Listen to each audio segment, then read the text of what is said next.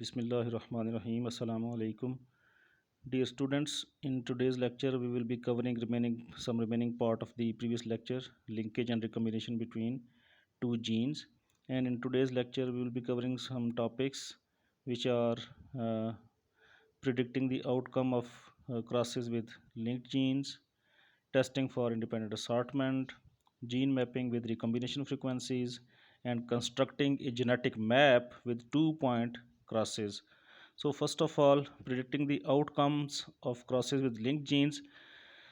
So, knowledge of the arrangement of alleles on chromosomes is very important because it allows us to predict the type of progeny that will be produced from a cross entailing linked genes, as well as it also allows us to determine which of these types will be the most numerous. And determining the proportions of the types of offsprings require an additional piece of information, and that additional piece is the recombination frequency. So we should know the recombination frequency for calculating the number of progeny. So recombination frequency provides us with information about how often the alleles in the gametes appear in new combinations, and it also allows us to predict the proportions of offspring phenotypes that will result from specific crosses entailing linked genes. So now coming towards an example of the cucumber fruit. In cucumber fruit, there are smooth fruit shape and warty fruit shape. And in addition, another gene is involved in glossiness of the fruit and dullness of the fruit. So this smooth smoothness character is recessive to warty fruit, and glossy fruit character is recessive to the dull fruit. So geneticists have already determined that these two genes exhibit a recombination frequency of 16%, which means that 16% combinations in the gametes will be uh, recombinants, and 16% progeny will be having the new combinations of the genes. So, suppose that we cross a plant homozygous for warty and dull, which are dominant characters, with a plant homozygous for smooth and glossy fruit. And when we will cross these two pure varieties, homozygous for warty and dull and homozygous for smooth and glossy, so these two pure breeds will result in the production of heterozygotes in F1 generation. So all the plants in F1 generation will be warty and dull. So when this warty and dull heterozygous plant is crossed with a recessive pure breed of recessive plant, then this is known as the test cross. And now what type of the proportions of progeny will result from this cross? So in the case of Mendelian inheritance, it was clear because there was no recombination and genes were assorting independently, and we can easily tell what are the Mendelian ratios after a test cross. But when linkage is involved, and then recombination is also present, so we cannot exactly predict what will be the combinations. So in the case of cucumber plants, four types of gametes are produced. So two are non-recombinants and two are recombinant gametes. In the case of non-recombinants, we can also see in this figure that this combination and this combination, these are two non-recombinants.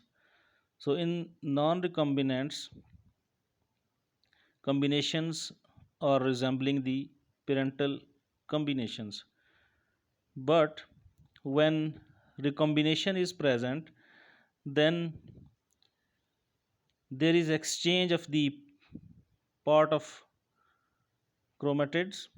So new combinations are formed, and new combinations are these two, capital T small d and small t capital D. But in the case of recessive, homozygous recessive plants, there is only one type of gamete present. So this is a non-recombinant type. Because alleles are same, we cannot detect the recombination in these cases, although recombination is also taking place in this case, but this recombination goes undetectable because alleles are same. So the recombination frequency tells us that 16% of the gametes produced by the heterozygous plants will be recombinant. So this has already been determined that 16% of the gametes are uh, recombinants. So uh, we can see in this figure also this, that if 16% are recombinants, then these 16% are recombinants, and in recombinants there are two types. One is uh, capital T small d, and other combination is small t capital D. So this combination and this combination, these are two recombinants. So half of the 16 is 8, so 8% are having capital T small d, and 8% are having small t capital D. And in the case of non-recombinants, this proportion is, if we subtract 16 from 100, so 84% are non-recombinants. And in these 84%, there are two types. Half are having uh, capital T capital D, and half are having small t small d. So 42% are having capital T capital D, and 42% are having small t small d. So the other parent in the test cross is homozygous and therefore produces only single type of gametes with a probability of 1. So hmm, if we want to calculate now the number of progeny, we can easily calculate.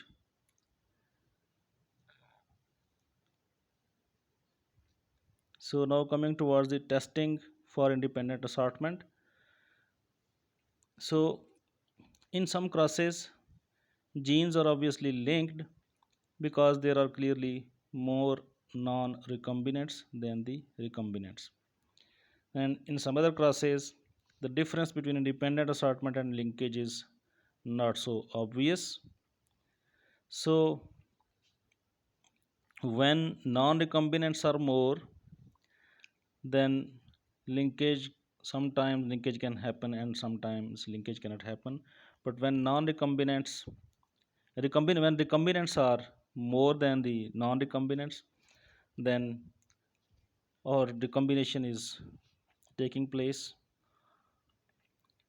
So now let us consider an example. Suppose we did a test cross for a two pair of genes, and these two pair of genes are capital A and B. There are two genes, and they have both genes have two alleles, capital A small a and capital B small b. So this individual is heterozygous, and this is homozygous. And observe the following number of progeny. When we cross these, we observe the following number of progeny. So there are four types of progeny. This progeny is having 54. 54 are heterozygous, 56 are carrying the homozygous recessive trait, and then this trait is 42 and this is 48. So in this outcome of the cross, a 1 ratio 1 ratio 1 ratio 1 is obtained. So by looking at the numbers, we can say that this is not exactly the 1 to 1 ratio, but it is very close to 1, because there is a slight difference between the numbers, and mostly they are appearing equal. So perhaps these genes are sorting independently, and chance alone produce the slight deviation between the observed number and the expected ratios. So alternatively, the genes might be linked with considerable crossing over taking place between them, and so the number of non recombinants is only slightly greater than the number of recombinants. So now a question arises that how do we distinguish between the roles of chance and of linkage in producing deviations from the results expected with independent assortment? So we already know that in the Mendelian ratios, what is the ratio when there is independent assortment of the alleles. So if you remember, we encountered the same problem in crosses in which genes were unlinked during the Mendelian inheritance. So the problem of distinguishing between deviations due to chance and those due to other factors. And we address this problem with the by using the goodness of fit chi-square test. And this test serves to evaluate the likelihood that chance alone is responsible for deviation between observed and expected values. So the chi-square test can also be used to test the goodness of fit between observed number of progeny and number expected with independent assortment. So we will be using the test to check the independent assortment. So testing for independent assortment between two linked genes requires the calculation of a series of three chi-square tests. So now we will examine the data from a cross between German cockroaches, and in German cockroaches, yellow color of the body is recessive to brown body color, and curved wings character is recessive to straight wings character. So when a test cross is performed, as a result of this test cross involving this heterozygous parent and this homozygous parent, as a result of this cross, this number of progeny are produced, and these are four phenotypes, and in total we have 200. So now testing the ratios at each locus of these German cockroaches. So to determine if the genes for shape, body color and wing shape are sorting independently, we must examine each locus separately and determine whether the observed number differ from the expected number. So first of all, we will check both loci separately, and we will test that whether the observed number are different from the expected numbers. So at the first locus, which is the body color, the cross between heterozygote and homozygote is expected to produce brown and yellow progeny. So we expect that 100 of each, we observe 63 plus 29, they are brown. So if you look back at this previous slide,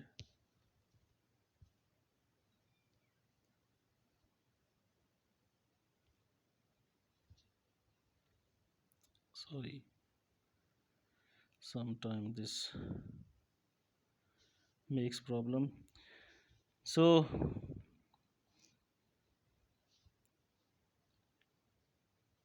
you can easily see that yellow or 77 and 32,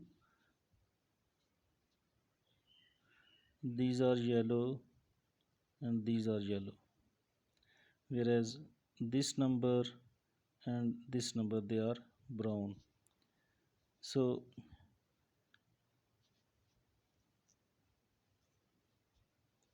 91 are brown and 109 are yellow progeny.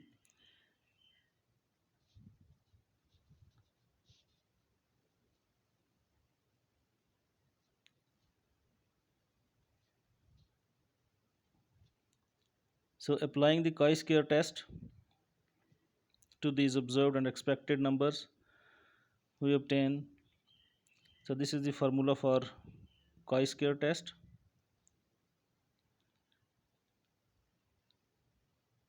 And when we will be putting the values of observed and expected, we can easily calculate the chi-square value. This is 1.62.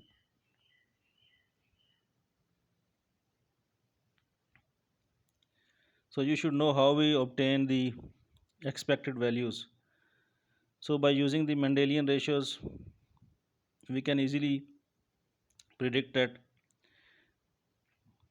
100 is the number, expected number, for both types of phenotypes. So expected proportion for brown as well as yellow is 100, and this 91 and 109, these are the observed values.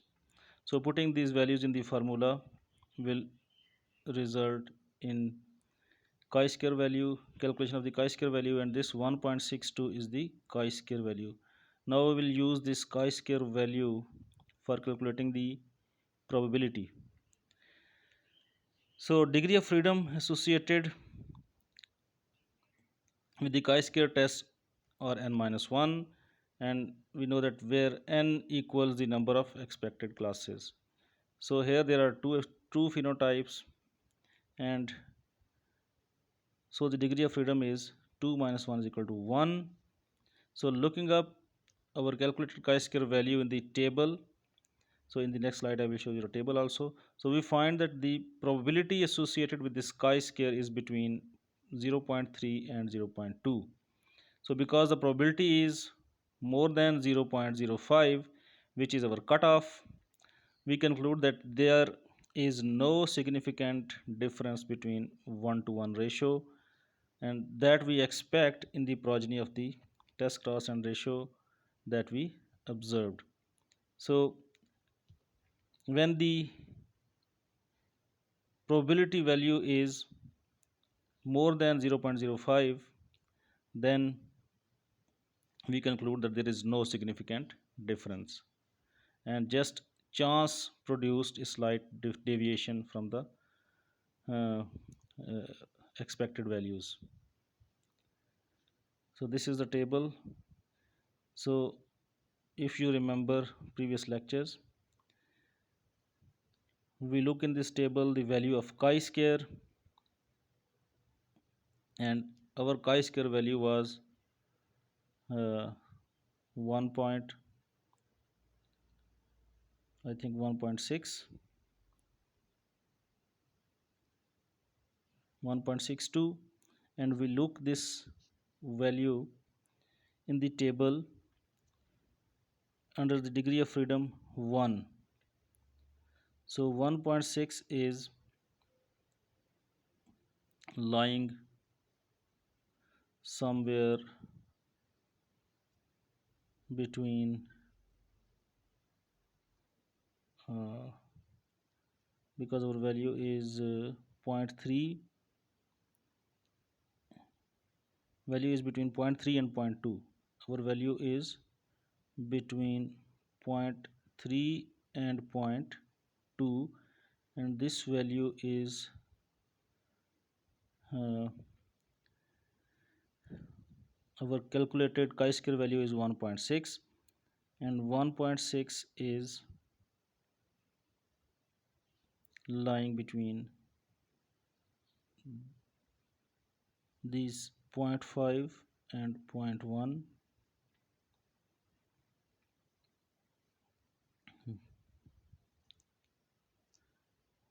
So I think I have made a mistake in the previous slide. So this is not zero point 0.3 and zero point 0.2, this is 0.4 and zero point 0.2 if we are looking at this table. So this I have copied this table from the old book, I think. Yes, yeah. So our value is lying between this zero point 0.5 and zero point 0.1. So because under the degree of freedom 1, 1.6 value is lying between these two values, and this between these values our value is lying somewhere here. So this value is less than 0.05. This 0.05 is our cutoff for significance. So if this value is more than, this calculated value is more than this cutoff, then we will conclude that there is no difference. But if this value is less than this, then we can say that there is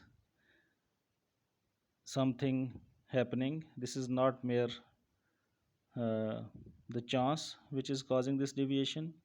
So in our case, when we were discussing the body color locus, there is no difference between the two uh, expected and observed values. So the slight difference is because of a chance. So now coming towards the second locus, which is type of the wing, curved wing and straight wings. So at this locus, homozygote, heterozygote and homozygote were also crossed and are expected to produce straight wings progeny and curved wings progeny. So we calculated that expected value is 100 here also, but actually observed values are 95 for straight wing progeny and 105 for curved wing progeny. So putting the values in chi-square formula will result in the calculation of chi-square value, which is zero point 0.5, and just like previous locus, degree of freedom here is 2 minus 1 and 1 is degree of freedom, and values are lying between zero point 0.5 and zero point 0.3. So we again assume that there is no significant difference between what we observed and what we expected at this locus in the test class. So in this locus, there is also no difference between the observed and expected values.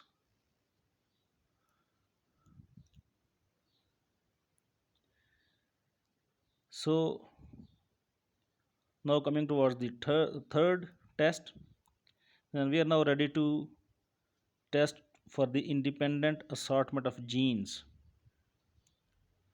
at the two loci.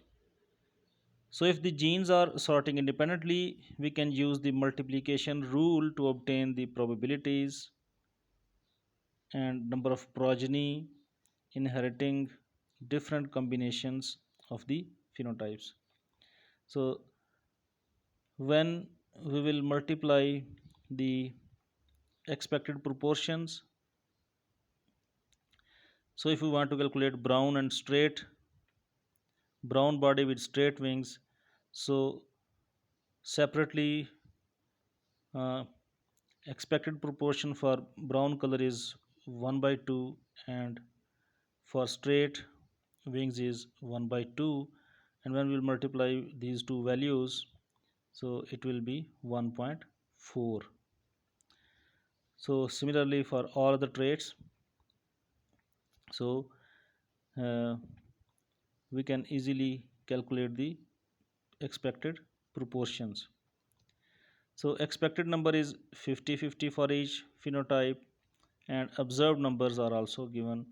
For first combination it is 63, then for second it is 77, for third it is 28, and then for the fourth combination 32.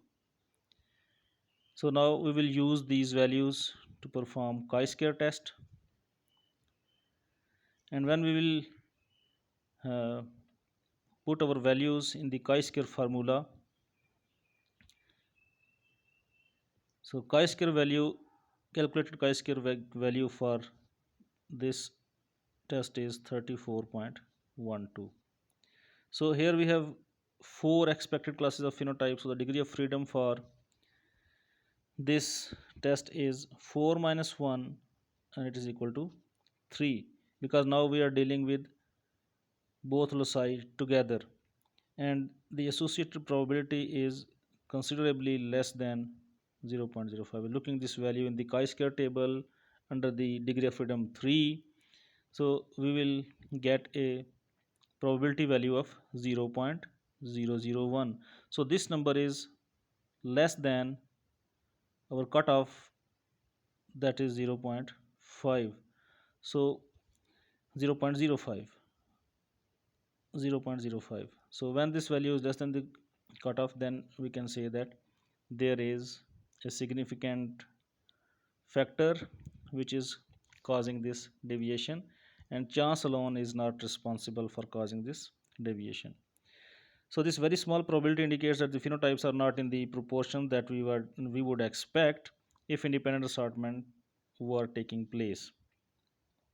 So our conclusion then is that these genes are not assorting independently, and they must be linked. And so this deviation is because of the linkage between these two genes.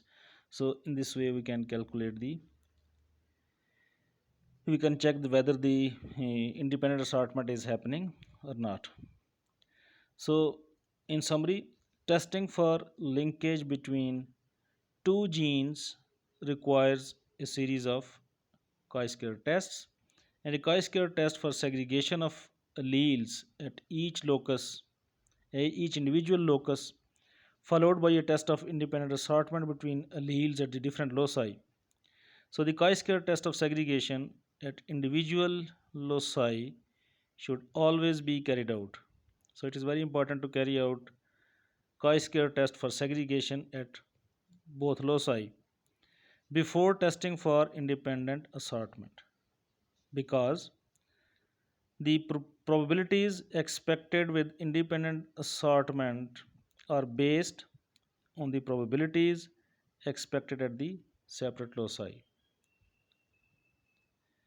And if a significant chi-square test is obtained in either of the first two tests of segregations, then the final chi-square for independent assortment should not be carried out. So when we perform the two tests separately for both loci, for for body color and for type of the wings.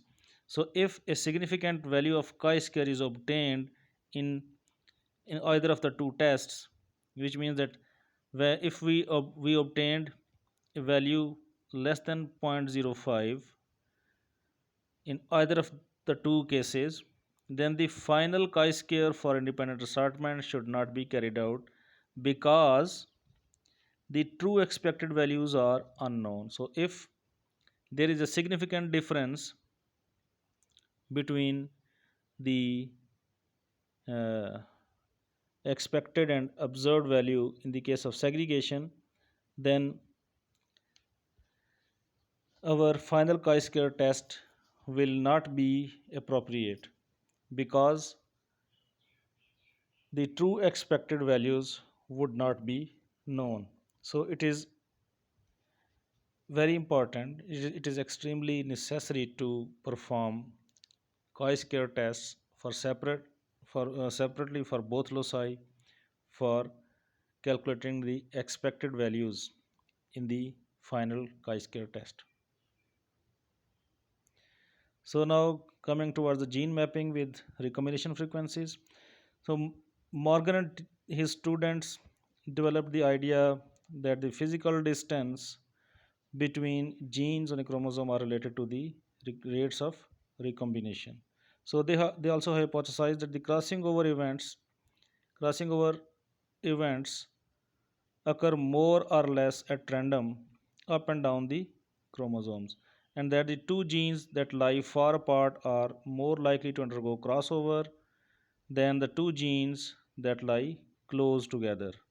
So if the genes are close, there is less chance of crossing over, and if they are far apart, then there are more chances of the crossing over. They propose that recombination frequencies could provide a convenient way to determine the order of genes along the chromosome and would give estimates of the relative distances between the genes. And chromosome maps calculated by using recombination frequencies are called the genetic maps. So recombination frequencies are used to make the genetic maps. So in contrast, chromosome maps based on physical distances along the chromosome are called the physical maps. So in the case of physical maps, we exactly know the number of bases. So when we exactly know the number of base pairs, then the maps are known as physical maps. And when maps are based on the recombination frequencies, they are known as the genetic maps. So distance on genetic maps are measured in map units, and this abbreviation of map unit is MU, and one map unit equals approximately 1% recombination. So map units are also called as centimorgans, and centimorgan, and it is in the honor of the Th Morgan. So 1 Morgan equals 100 map units, and genetic distances measured with the recombination rates are approximately additive. So keep in mind that when we'll be dealing with the recombination rates, then the genetic distances are approximately additive. So sometimes there is not exactly the same number when we are adding recombination. Based on the recombination frequencies, we are adding the map units, so they are approximate. So now let us consider an example of a mapping. So if we have three genes A, B, and C,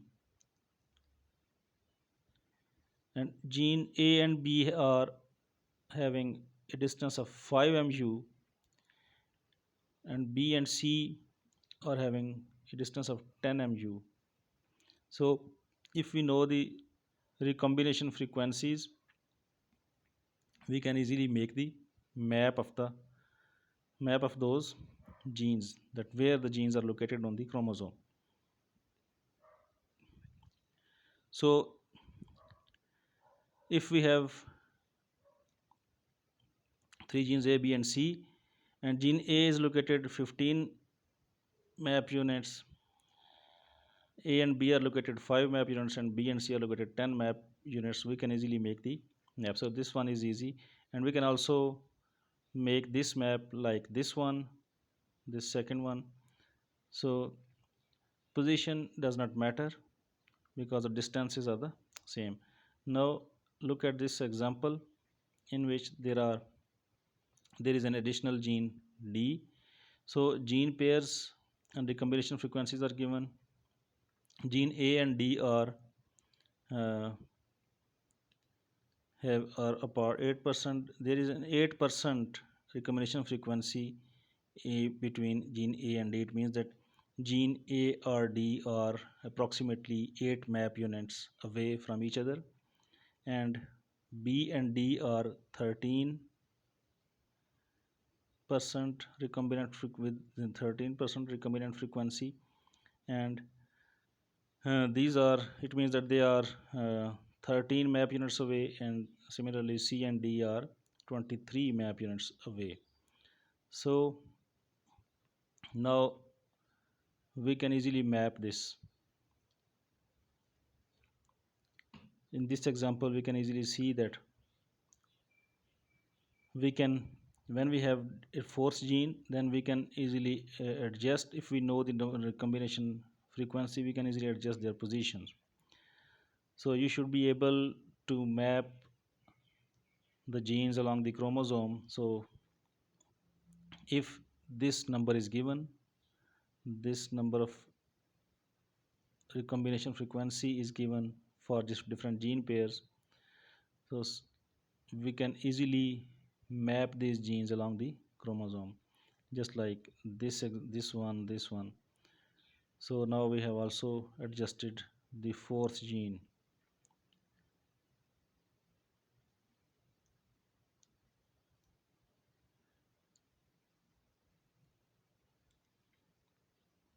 And now look at this figure, that when a second point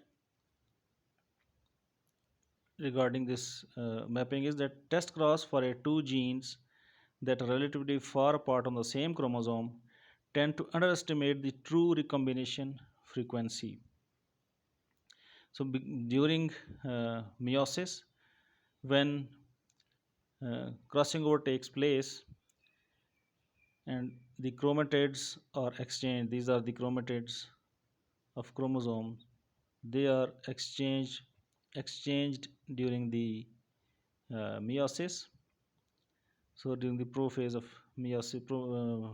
prophase of meiosis 1, when these segments are exchanged, so there are chances that sometimes double crossover, when genes are far apart, some double crossovers are taking place, and these double crossovers mostly reverse the results of single crossovers.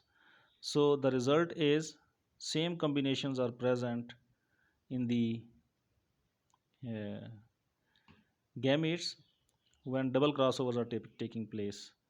So the genes which were exchanged, they are back at their original position. So because the crosses does not reveal double crossovers, then that might take place uh, between the two genes. So when double crossovers are taking place, they are underestimating the recombination frequency. So this point should be clear in mind when dealing with the uh, crosses. So now constructing a genetic map with two-point test cross. So genetic maps can be constructed by conducting a series of test crosses between pair of genes and examining the recombination frequencies between them.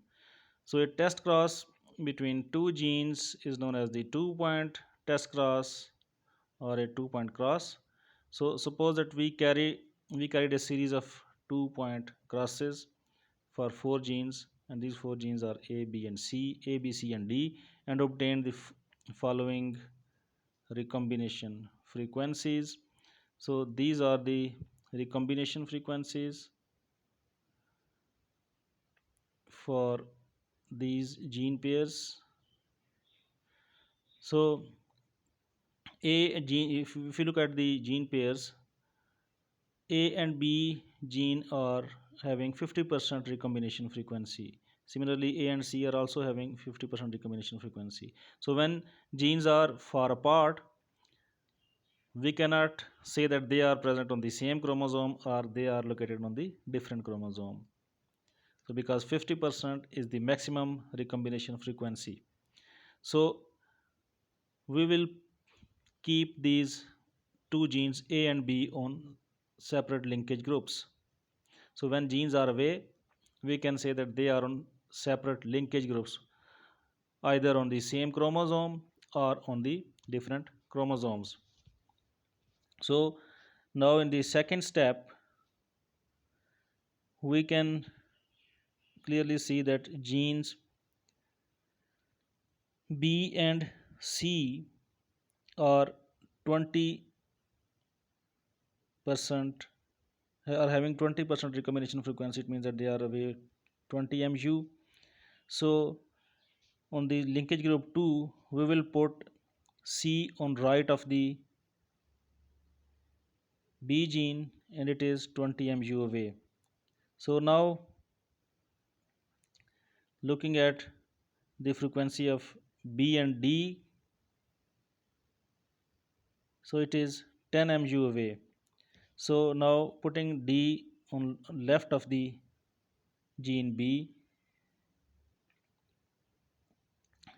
and they are 10 mu away. So now if we look at the last C and D recombination, so it is 28%. So now look at linkage group 2 mapping, that they are 30 AMU. This last one, they are 30 AMU away, gene D and C. But if we look at the recombination frequency, it is 28. So this 28 is approximately equal to 30, and this 30. So now we have seen that these recombinant recombination frequency based maps are not exact and they are approximately additive, and this 28 is approximately near 30. So our map is true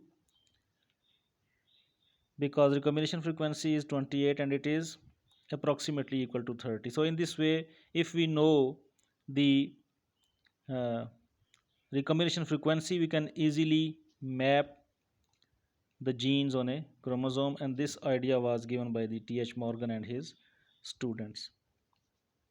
So this is today's lecture. Uh, so please go through this video lecture before coming to the online QA session, and then we will discuss if there is an issue. Thank you.